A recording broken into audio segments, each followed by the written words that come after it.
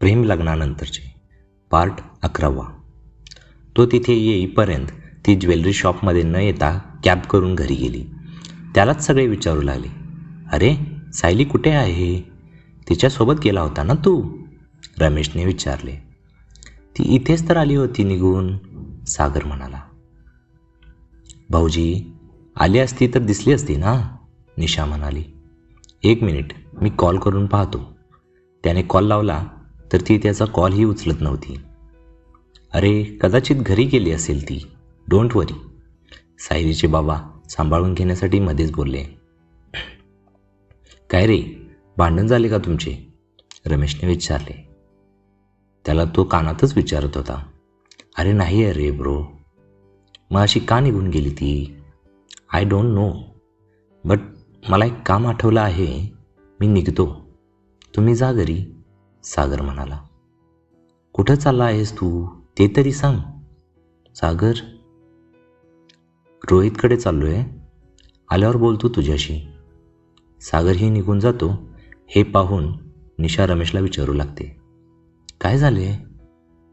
मला माहीत असतं तर सांगितलं नसतं का? कळेल नंतर. चला निघूयात, रमेश म्हणाला. आई बाबा घरी पोचतात तर ही घरी आधीच पोहोचलेली. तिची झोप लागून गेली होती.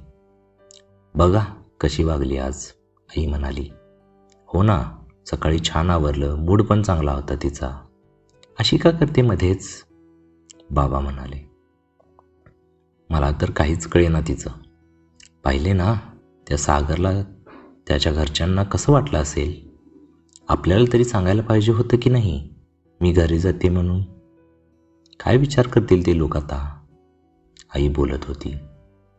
तिला उठू दे, मग मीच बोलतो तिच्याशी, बाबा म्हणाले. सागर रोहितला भेटायला आला होता. त्याला टेन्शन किंवा काही प्रॉब्लेम असला की त्याच्याशी शेअर करायची सवय होती. काहीतरी वेळ तो काही न बोलता शांतच बसलेला. काय अरे, भेटायला आला आहेस तर बोल तरी. काय झालं ते तरी सांग, रोहितने म्हणले. तुला माहिती आहे सायली अशी का वागते? नताशामुळे. काय? ती म्हणाली का तुला असं? त्या दोघी चांगल्या बेस्ट फ्रेंड होते की रे. एवढी दुश्मनी होईल असं वाटलंही नव्हतं त्यांच्याकडे पाहून. एक्झॅक्टली, म्हणजे झालं गेलं विसरायला हवं ना तिने. आय थिंक तू तिला गर्लफ्रेंड म्हणायचा म्हणून असेल, मला तरी वाटतं. त्यात तुझी तिची भांडणं आधीपासून होती. मग नताशा आल्यावर जास्तच वाढलं हे प्रकरण. फक्त ती गर्लफ्रेंड होती हे रिझन नसेल कदाचित. पण तिला काय फरक पडायला पाहिजे होता तेव्हा? आणि आत्ताही जे होतं तो पास्ट होता. काहीतरी नक्कीच गडबड आहे. मे बी मला किंवा तुला माहीत नसेल, पण एक व्यक्ती आहे, तिला माहीत असेल. कोण रे? समीक्षा, तिची बेस्ट फ्रेंड आहे ना आत्ता. हो बरोबर. मग लाव ना फोन तू तिला आणि विचार. मी नाही, तू सहज फोन करून बोल. आणि मी इथं तुझ्यासोबत आहे हे सांगू नको. आणखी एक, स्पीकरवर ठेव फोन. हो साहेब. मला काम राहून रिकामा झालास ना? काय बिघडते का मित्राची मदत केली तर, सागर म्हणाला. बर थांब जरा, फोन लावला आहे तिला. तिचा फोन रिंग होत होता. हॅलो समीक्षा, रोहित बोलतोय. हो कळालं, बोल की. चक्क मला फोन केला आहे आज तू? अगं सहजच. कशी आहेस तू? मी बरी आहे, तू सांग. मी पण बराच आहे. सागर आणि सायली लग्न करतायत, खरंच वाटत नाही ना? हो, खरं तर एक्सपेक्ट नव्हतं हे, पण आहे. बरंच झालं. हो, पण काय ग, नताशाचा काही कॉन्टॅक्ट आहे का? नाही बुवा, मला नव्हती आवडत ती, आणि सायलीला पण. पण तेव्हा तिच्यामुळे सायली माझ्यासोबत जास्त बोलत नसायची. मग ती गेली तुमच्या गटात, मग आमची चांगली गट्टी जमली. होय का? बर. पण मग ती काय एवढा द्वेष करते तिचा? ते काही माहिती नाही मला नक्की काय झाले त्या दोघींमध्ये. तिने फसवलं तिला एवढंच बोलते. सायली कुठे काय सांगते मला. तिच्याशी जशी तिची फ्रेंडशिप होती तशी माझ्याशी नाही केली तिने कधीच. मे बी तिला वाटत असेल तिच्यासारखी मीही फसवेन की काय. आणि साहजिकच आहे ना, आपण ज्याला जीव लावतो ती व्यक्ती फसवून अचानक दुसऱ्याच गटात सामील होत असेल तर असंच वाटणार ना. पण काय रे, तू काय एवढी चौकशी करत आहेस? एक मिनिट, सागर पण आहे का तुझ्यासोबत? नाही ग, मी एकटाच आहे. नताशाचा कॉन्टॅक्ट शोधतोय मी, म्हणून कॉल केलेला तुला, बाकी काही नाही. ओके, मग ठीक आहे. पण त्या दोघांचं लग्न ठरलं हे भारी झालं. फक्त भांडू नयेत लग्नानंतर म्हणजे झालं. बरं चल, मी ठेवतो, मला सागरचा फोन येतोय. बाय, रोहित म्हणाला. Okay bye. समीक्षाने फोन ठेवल्यानंतर, अरे तिलाही नाही माहीत काही, मग आता? रोहित म्हणाला. काही कळायलाच मार्ग नाही यार, सागर म्हणाला. एक काम कर ना, सायलीलाच विचार. काय वेड लागले? मगाशी फोनवर ब्रोने विचारला असता नताशाबद्दल, आणि तुला सांगतो ती न सांगताच गायब झाली. मागे पण ब्रोच्या पार्टीत त्याने तिचा विषय काढला. ती नीट न जेवताच उठून गेली. मी विसरलो ही गोष्ट. काहीतरी गडबड आहे. रोहित, मला तुझी मदत हवी आहे यार. प्लीज तू कसंही कर आणि तिचा कॉन्टॅक्ट नंबर मिळव. कळालं तर तिच्याकडूनच काहीतरी कळेल. करतोय रे मी प्रयत्न. फेसबुक, फ्रेंड्स, ज्याची हेल्प होईल तिथेही सुद्धा शोधतोय मी. बरं मला सांग, काय होते? ट्राय कर, गेट टुगेदर करतोय असं सांग आपल्या फ्रेंड्सना. मे बी येईल ती. मग आमच्या लग्नानंतर झालं गेट टुगेदर तरी चालेल. ओके चल, मग निघतो मी. बाय. बाय. सागर कारमध्ये बसला आणि कार स्टार्ट केली. तिच्याबद्दलचे त्याच्या मनातले विचार काही थांबत नव्हते. दुपारचा तिचा चेहरा आठवला तरी त्याचा जीव तीळ तीळ तुटत होता. कार चालवत असतानाच तो एक कॉल पुन्हा एकदा लावून पाहतो, पण ती अजूनही उचलत नव्हती. सायली उठल्यानंतर फ्रेश होऊन स्वतःच कॉफी बनवून घ्यायला म्हणून किचनमध्ये जाऊ लागली. तशी बाबांनी हाक दिली. सायली, इकडे ये, मला तुझ्याशी बोलायचं आहे. मला माहीत आहे तुम्हाला काय बोलायचं आहे, पण याचं मला उत्तर द्यायचं नाही. प्लीज बाबा. सायली किचनमधूनच बोलत होती. सायली, अगं असं काय करू लागली आहेस तू? सगळं तर नीट होतं ना तिथे पोचेपर्यंत, आई म्हणाली. भांडलीस का त्याच्याशी? बाबांनी विचारले. पण भांडण जरी झालं तरी असं निघून यावं का तरी, आई म्हणाली. आम्ही बोलतोय तुझ्याशी, समोर बोलायला तरी येशील की नाही? आता एवढंही काही वाटत नाही का तुला आमच्याबद्दल?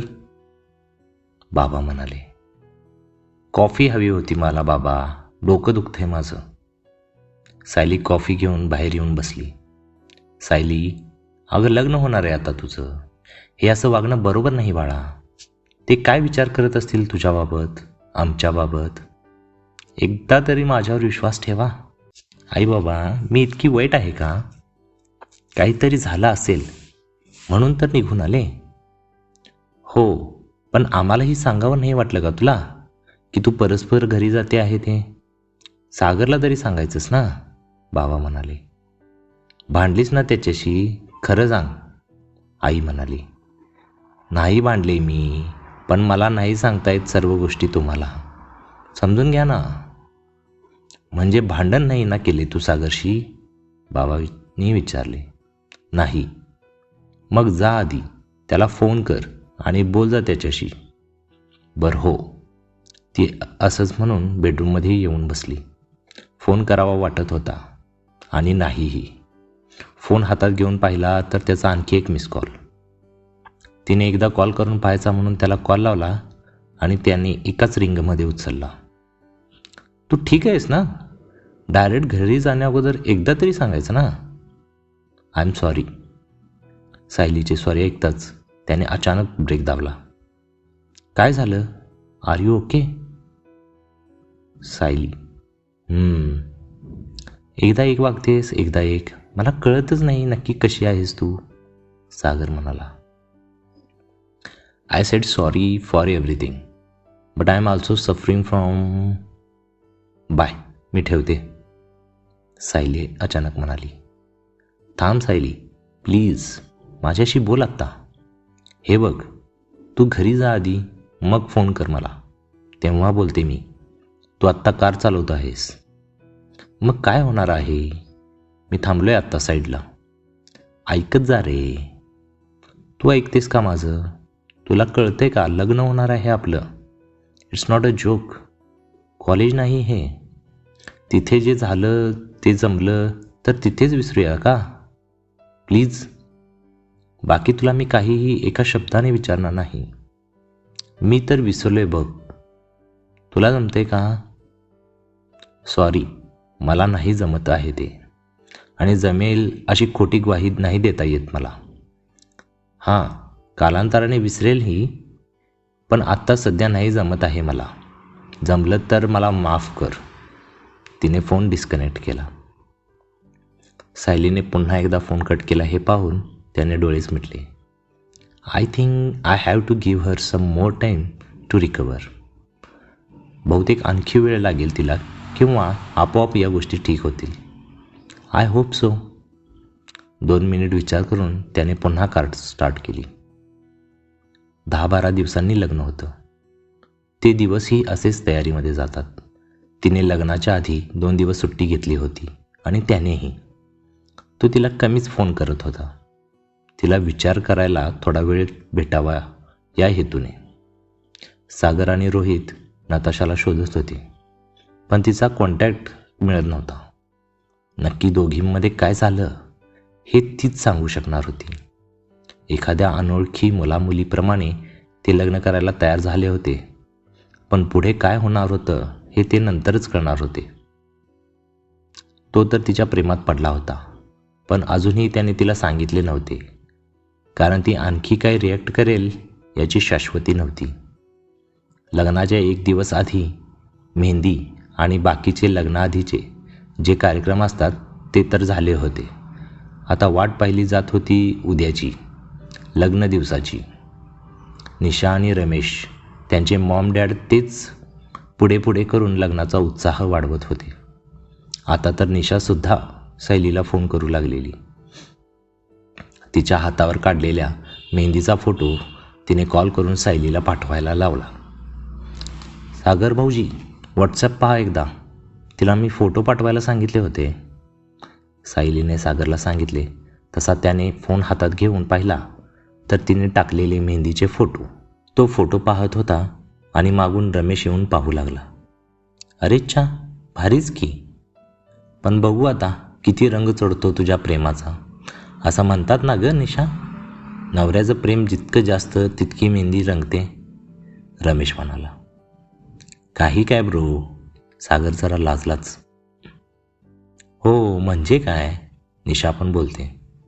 बघ आता पटलं, मी ऐकलं होतं हे, तू लाजतोस काय? आणि पुन्हा दोघेही सागरवर हसू लागले. आज लग्न. सकाळपासून नुसती गडबड चालू होती. समीक्षा तिच्यासोबत राहणार होती. पाहुणे डायरेक्ट हॉलमध्येच येणार होते. दुपारी 1चा मुहूर्त होता. 9:30-10पर्यंत हॉलमध्ये पोहोचण्याच्या निमित्ताने ते सगळे कारणी निघाले. सायली, तिची आई, बाबा आणि समीक्षा हॉलमध्ये पोहोचले. पाहतात तर हॉलमध्ये सजावटीचं काम संपत आले होते. फुलांनी काढलेल्या रांगोळ्या लक्ष वेधून घेत होत्या. मंद सुवास दरवळत होता. बाकीच्या तयारी पाहण्यासाठी बाबा आता मध्यस्थी करत होते. पाहुणे येणे सुरूच होते. समीक्षा सायलीला मात्र त्यांना दिलेल्या रूममध्ये तयार करत होती. सागरच्या घरचे अजूनही आले नव्हते. समीक्षा, सगळं ठीक तर होईल ना? कारण पुन्हा जर ती नताशा समोर आली तर माझा कंट्रोल सुटेल. तू नको ना तो विचार करू आता. ती नाही आहे ना आता.